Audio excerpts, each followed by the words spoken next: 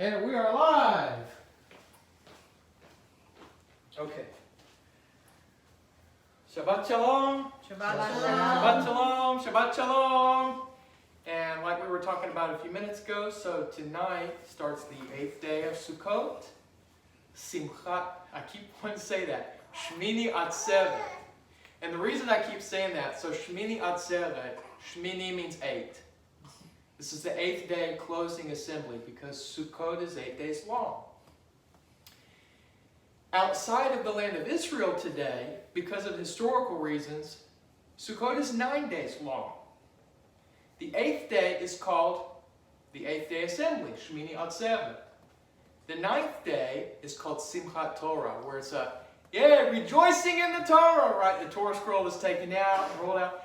In Israel, it's all one day. In Israel, they honor Sukkot as it is in the Torah, 8 days. Outside of the land of Israel, for historical reasons, they add a day, which is not such a bad thing. To add a day to Sukkot, but biblically is an 8-day festival. Okay, so for tonight, like I was sharing with y'all a minute ago, but just for the benefit of anyone who might watch, last week, in preparation for Sukkot, my family built a sukkah for the first time. We've been honoring Sukkot for years in our home, but we never went and actually built a sukkah. We had, where we lived, we had a screened-in back porch, so we would kind of decorate that as a sukkah, go sleep out on the back porch, or we put our tent outside and we go camp. Apartments. We lived in apartments. That's true, and we lived in apartments too, where it was, sometimes when we were in the apartment, you don't have a yard. It's kind of hard to do. And so, but this was our first year that we got to actually put a sukkah together out in the backyard. And when it was up, I was just so moved to see it in my backyard. And God just was stirring things inside of me and kind of put this little devotional in my heart. So that's what I'm going to share with y'all tonight. Okay? So, I gave my life to Yeshua when I was a kid. When I was in first grade. I was raised in an evangelical Christian atmosphere. We spent time in a few different denominations, but I was raised in an evangelical home. And growing up, I always heard people in church talk about a desire for revival. Right? They want to see revival. And how they, believers express that they want revival to take place. Or they'll talk about their belief that there's a coming end-time revival. Right? And from my perspective, we made a shift in our faith practice, really almost 15 years, more than that, 15 years or more ago, where we embraced what we call the things of Israel. We began learning about how Israel worships God in the Torah and making that part of our faith practice. And when I hear believers talk about that today, this desire for revival, to me it's rarely clear exactly what they mean. And I think it means a lot of different things to different people. But I wanted to share with you what I think is evidence that there's a revival taking place right now. And it's been growing for decades. So, tonight, like I was saying, it's the 8th day of Sukkot. As part of the Sukkot festivities, Sukkot means temporary shelters. And God commanded that all of Israel would dwell in Sukkot, really for 7 days.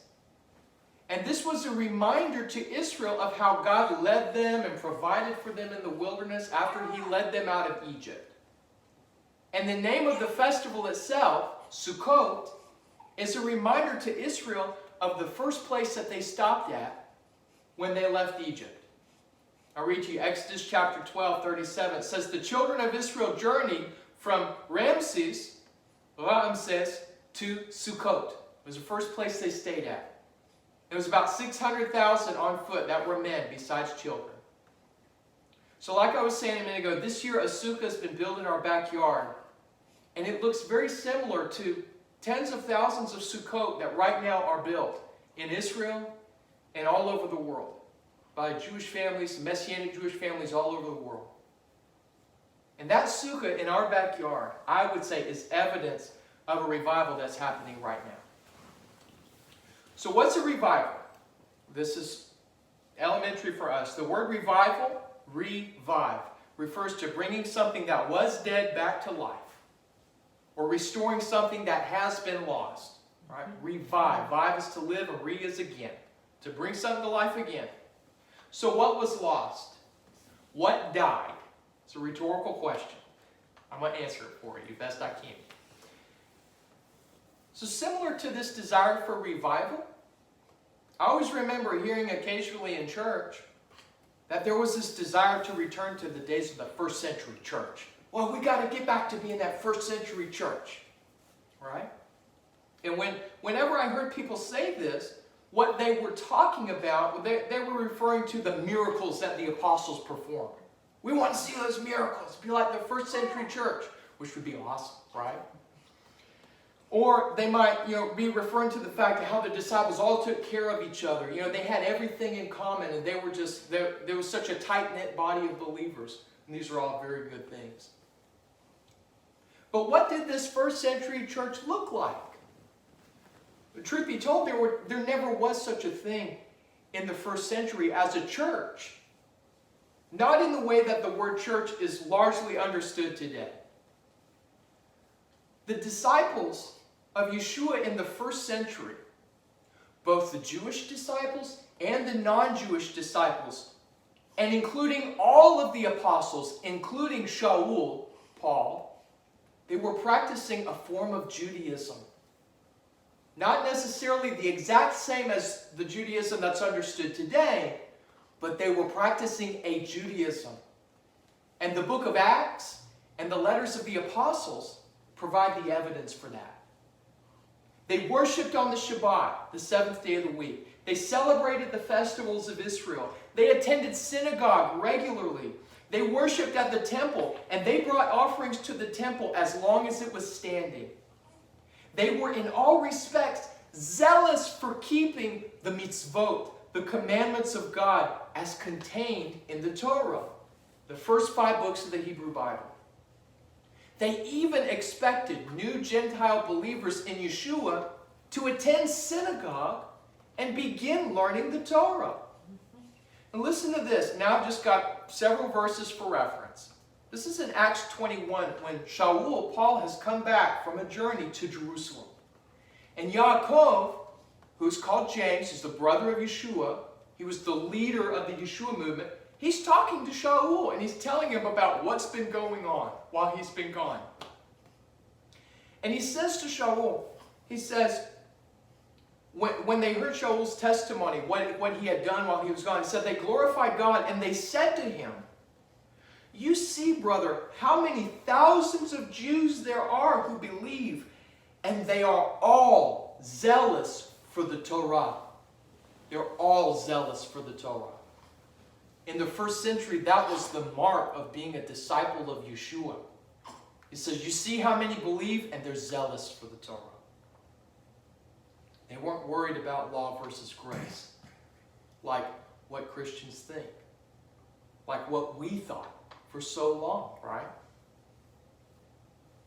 Now listen, Yaakov continued on when he was talking to Shaul because there were rumors about Shaul that he was leading people away from keeping the Torah.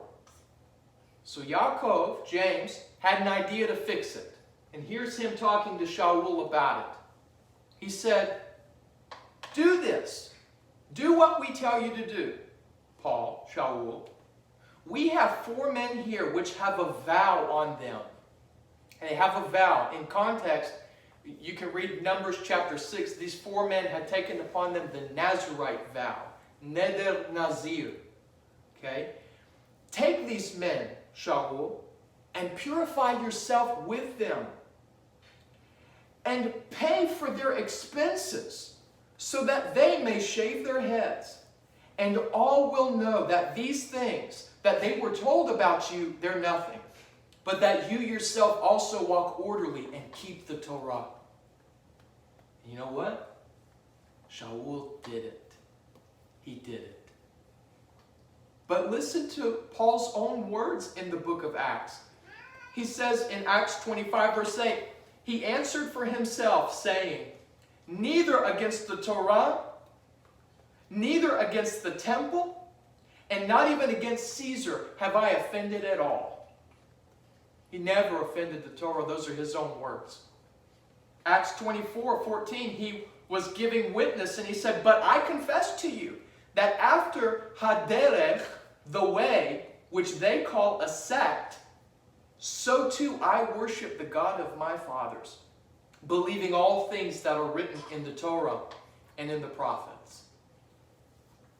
And when you read the book of Acts, when you read about this quote-unquote first century church, which really I would say first century synagogue or assembly, they only worshipped on the Shabbat. There was no other, that was the holy day. That was the rest day. There is no reference to worshiping on a Lord's Day or on Sunday in the book of Acts. And I would say not anywhere in the writings of the apostles. Acts 13:14. But when they departed from Perga, they came to Antioch in Pisidia and went into the synagogue on the Sabbath day, on the Shabbat, and sat down. Acts 17 verse 2. And Paul, as was his custom, went into them, and for 3 Shabbatot, 3 Sabbath days, he reasoned with them out of the scriptures. Acts 16:13. And on the Shabbat we went out of the city by a riverside, where prayer was custom to be made, and we sat down and spoke to the women who were sitting there. And like I mentioned before, there was an expectation from the apostles. Apostles is shlichim, the sent ones. These are these are Yeshua's agents on the earth, right? Doing his will. They expected the new Gentile believers in Yeshua to attend synagogue and learn Moses, learn Moshe. This is Acts 15 verses 19 through 21. And this is again Yaakov speaking, the brother of Yeshua. He says, my sentence is that we do not trouble them, talking about the Gentiles. He says, those who come from the nations and turn to God, but we write to them that they abstain from the pollution of idols, abstain from fornication, and from things strangled, from strangled meat, and from blood. Why? For Moses, from ancient times, has in every city those who preach him, being read in the synagogues every Shabbat, every Sabbath day. So to put that into layman's terms, give them a few basic things to start off with, and let them go with that, because Moshe is preached in every synagogue in the city. In every city, they're going to learn, right? Have them learn.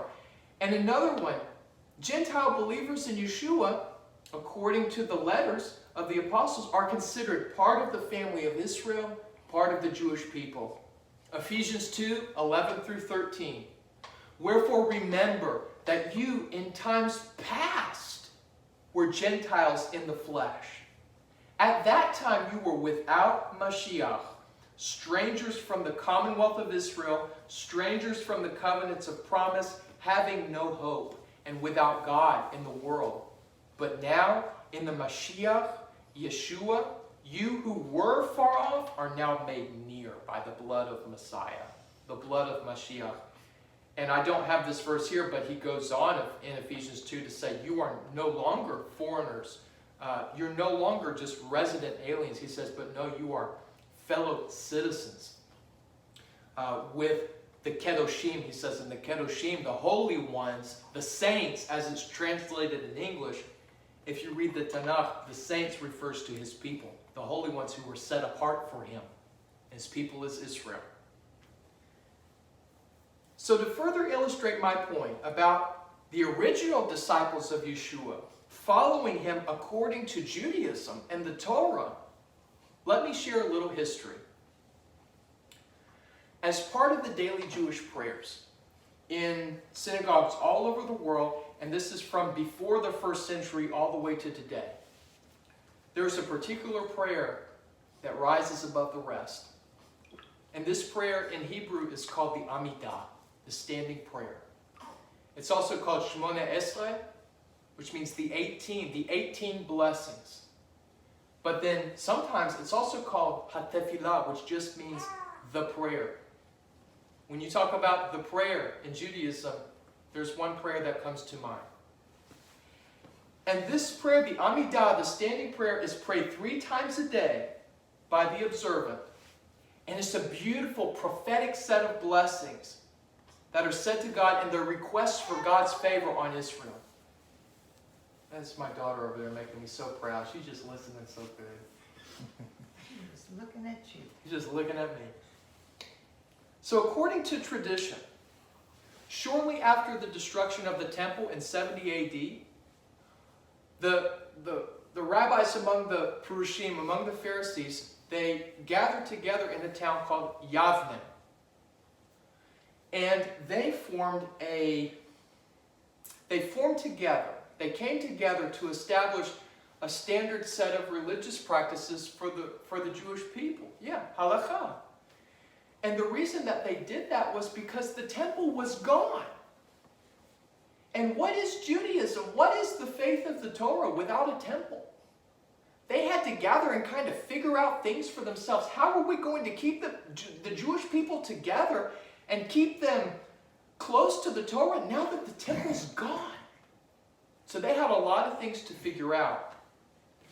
But unfortunately, one of the things that the sages did there at Yavne was they added a 19th blessing to the 18 blessings of the Amidah. And the 19th blessing is called Birkat Haminim. The blessing, or really the curse, against the heretics. This was a prayer written as a curse specifically addressed to the disciples of Yeshua. Mm-hmm. The reason for adding this prayer was as a litmus test. It was to weed out the disciples of Yeshua from the synagogues. How would it do that? Well, because any synagogue attendee who was a disciple of Yeshua would recite the Amidah with all of the congregation, but they wouldn't recite the 19th blessing, quote unquote. They wouldn't recite that curse against the heretics because they would be cursing themselves. And the traditional writings state that if anyone stuttered or hesitated during any one of the 18 blessings of the Amidah, they were okay. But if they stumbled or if they hesitated in that blessing, they were removed because they were suspected of being a disciple of Yeshua. And I share all that to say this. This shows me without a doubt that besides faith in Yeshua in the first century, the original disciples of Yeshua lived a fully Jewish Torah lifestyle. So much so that it took a special prayer enacted by the sages to weed out the disciples of Yeshua from the rest of the Jewish people because they could not tell them apart otherwise. Wow! And you can go read about this today on Jewish websites like Chabad.com or Aish.com, where they talk about, they know that the original disciples of Yeshua were in every respect Jewish. And they lived that way. They lived an observant lifestyle. But sadly, things changed. Because of persecution from Rome and persecution from some of the rabbis, some of the Pharisees, the leaders of the Jewish people. Because of historical events like the Bar Kokhba revolt in right around 132 to 135 AD, the disciples of Yeshua were driven, pushed farther and farther away from their roots in the Torah, and then the covenants between God and Israel. By the time of the 2nd century, this is early on, the Yeshua movement was led largely by non-Jews who had come to see themselves, I believe out of spite, I believe out of bitterness, to see themselves as God's spiritual replacement for Israel and the Jewish people, whom they now considered cursed. And these church fathers, quote unquote, and those who came after them banned forms of Torah worship like Shabbat and the holy days, and instituted new religious practices as a replacement for Torah worship. Like, for example, Mom, you mentioned the other day about the Nicene Council that was presided over by Constantine. Well, one of the main things that they addressed at that council was to replace, see, up to that time, believers had still celebrated the resurrection of the Messiah according to the Passover, according to the dating of the Passover. Well, Constantine got a council together at that time and said, let us have nothing more to do with these despicable Jews. You can go and read it yourself.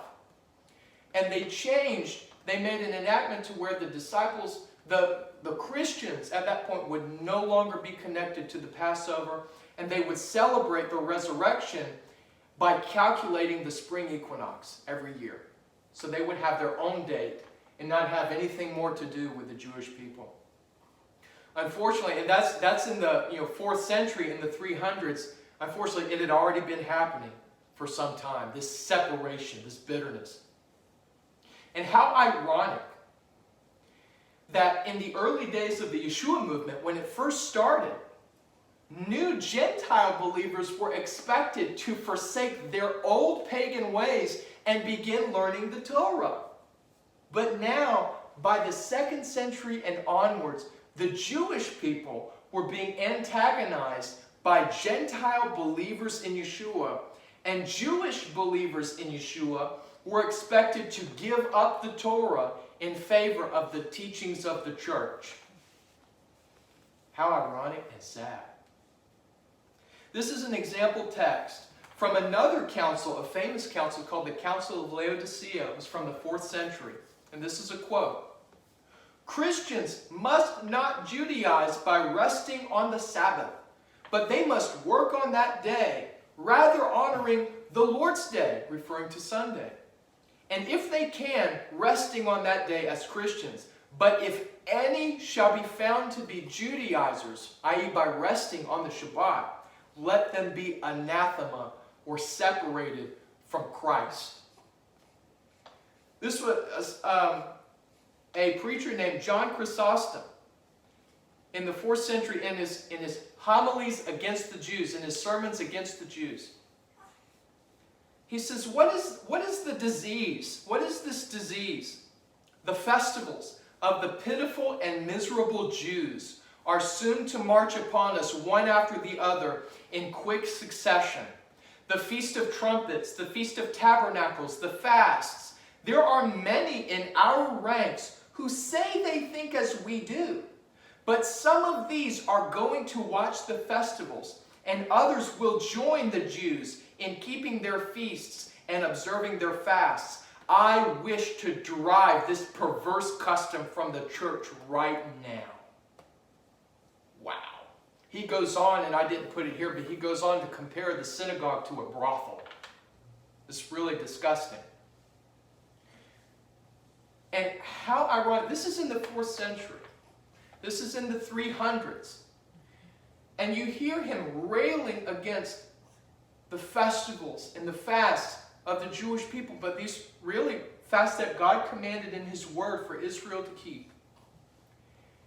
And he's railing against them, but why does he have to rail against them? Because as he says, there are still at that day believers among the ranks who I would say remembered the old ways and still fellowshiped with the Jewish people and still maintained a fidelity to the festivals. But he was very upset about it. And unfortunately, over time, opinions like his prevailed in the Christian movement.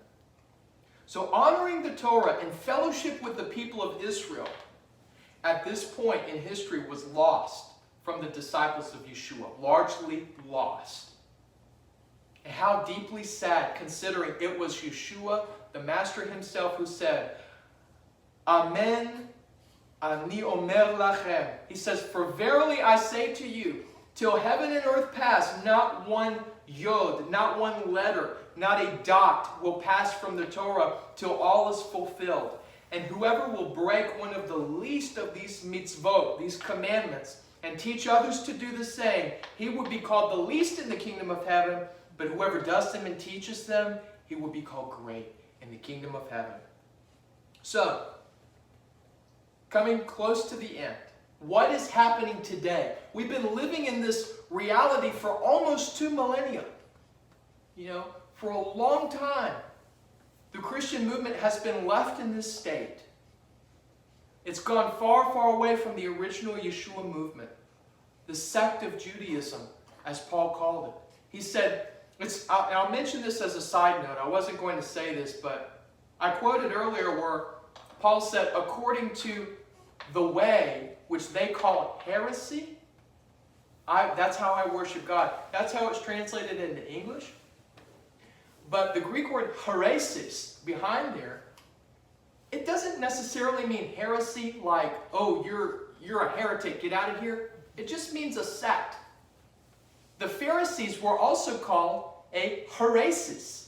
The Sadducees were also called a heresis. They were different sects within the same family of Israel. They may have had slightly different practices and slightly different beliefs, but it was all centered on the Torah, on God's covenant with Israel. So when Shaul says what he says, he's not even saying that they were calling him a heretic. He's just saying that they're calling him some new sect, something that's different from how we the Pharisees or we the Sadducees do things, right? So I just thought that was an interesting tidbit. And we've been living in this reality now where all of this has been forgotten. We've been living in it for a long time. But what's happening today? Well, I'll say this. Kepha, who's called Simon Peter, right? Shimon Kepha, he promised that Yeshua would be received into heaven until, quote, the time of the restoration of all things. Deuteronomy chapter 30, verses 1 through 3, prophesied that shortly before the regathering of all Israel from the nations back to the land, there would be a time when God's people, when Israel would begin remembering the Torah among the nations where they were scattered, and they would return to it. Zechariah 8, verse 23 promised that in days to come, 10 men from the nations will grab hold of the tzitzit of a Yehudi, of a Jew, and say, we're going with you, for we have heard that God is with you. You mentioned Jeremiah 16 earlier. It so plays into that when it says that the Gentiles will come and will say, our fathers have inherited lies and vanity and things wherein there is no profit. Can a man make for himself a God? No. And I would submit to you, this is my opinion, what I see, that for at least the last 60, 70 years, we've been seeing a steady movement among the disciples of Yeshua back towards honoring the Torah, back towards seeing themselves as a part of Israel and the Jewish people. And this movement, from what I've read in history, it was before my time, but it gained steam with the Jesus movement in the 1960s and 70s. And there were Jews at that time who came to faith in Yeshua, but they began to see themselves not just as Hebrew Christians, but as Jews who were still Jews and faithful to the Torah, just like in the days of the first century. And not only that, not only the Jewish people, but non-Jewish believers all over the world, from all denominational backgrounds, increasingly in the last few decades, have been answering a call in their hearts to start learning the Torah and walking in it. Our family's testimony is like so many others that I've heard over the years, where I hear people just all of a sudden get a heart's cry inside of them to start keeping the Shabbat, the seventh-day Sabbath. And from there, they just start learning about the Torah and the ways of Israel, and it's just something that feeds their soul like nothing had done beforehand. And our family's testimony is like that. My mom visited Israel and heard the voice of the Lord speaking to her, asking her to start teaching the things of Israel, which she'll tell you she had no idea what that was at the time. But that began my whole family's journey in this revival more than 15 years ago. And I'll ask you this, besides the last 60 to 70 years when this has been happening, when was the last time that disciples of Yeshua were honoring the Torah and participating as part of the people of Israel and not some separate entity, not some entity in opposition to the things of Israel? When was the last time that believers were doing this on such a large scale? As far as I know, things like this have not happened since the first century. So to wrap everything up, I mentioned that sukkah in our backyard this year.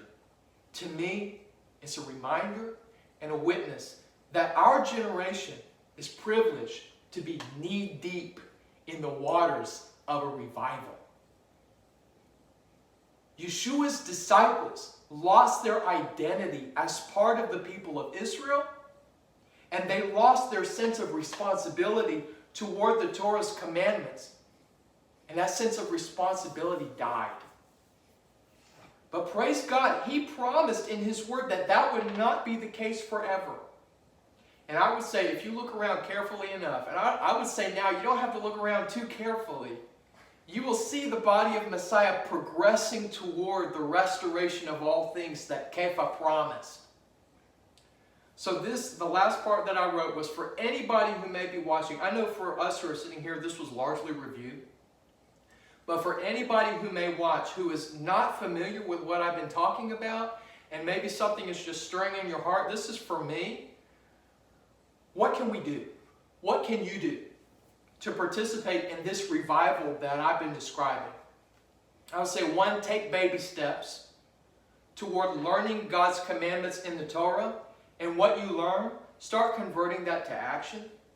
And I didn't write this here, but I would say, also, if you can, sometimes it's hard to do, but as best as you can, do that in community. Now, it's a blessing that you can go to a lot of cities and towns. I'm speaking specifically about the U.S. right now. You can go to a lot of cities and towns in the U.S. and you can find people who have been doing this for a little while now. And if you can find people like that, get under the shelter of a Messianic Jewish synagogue or someone who can help you to learn about the ways of the Torah. Reach out to us. We'd be happy to send links, happy to send literature. But take baby steps and start learning about God's commandments. Start putting it into action little bit by little bit at a time. Don't overwhelm yourself. But practice putting on new glasses. I remember our family just sitting around hashing out the scriptures and discussing this. That we need new glasses to see that it was never Yeshua's desire to do away with the Torah. Never. Study to find out that it was not Paul's understanding that Yeshua did away with the Torah lifestyle. And I'll say, like Kepha, like Peter said in his letters, Paul writes things that are hard to understand. And that's pretty much a quote of what Kepha said. Paul writes things that are hard to understand. And he said people twist his writings just like they do the other scriptures. It said people who are unlearned twist his writings. I'll tell you now, Paul's witness in the book of Acts, where it describes his actions, shows him as a man who was always faithful to the Torah, always faithful to God's commandments. Begin seeing the New Testament for what it really is. Jewish literature, written by Jewish disciples of a Jewish Messiah who is still Jewish. Jewish literature that drew its every breath, its every inspiration from the Hebrew Scriptures that came before it. And lastly, for anyone who's a non-Jewish believer who's watching, begin to see ourselves, if you're a believer in Yeshua, see yourself as truly a part of and one with the people of Israel and not something foreign from them, and start acting like it. And all these things are not easy things to do. For somebody who's just starting out, it's not easy. It's very difficult after almost 2,000 years of pushing a ball in one direction to turn around and start rolling it the other way.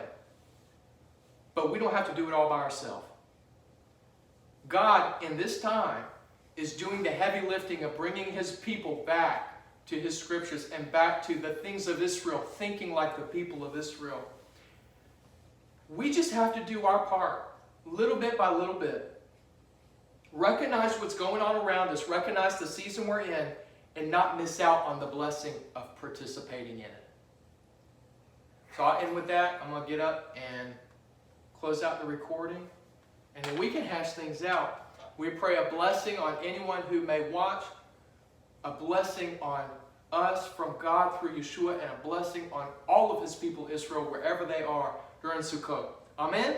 Amen. Amen. All right.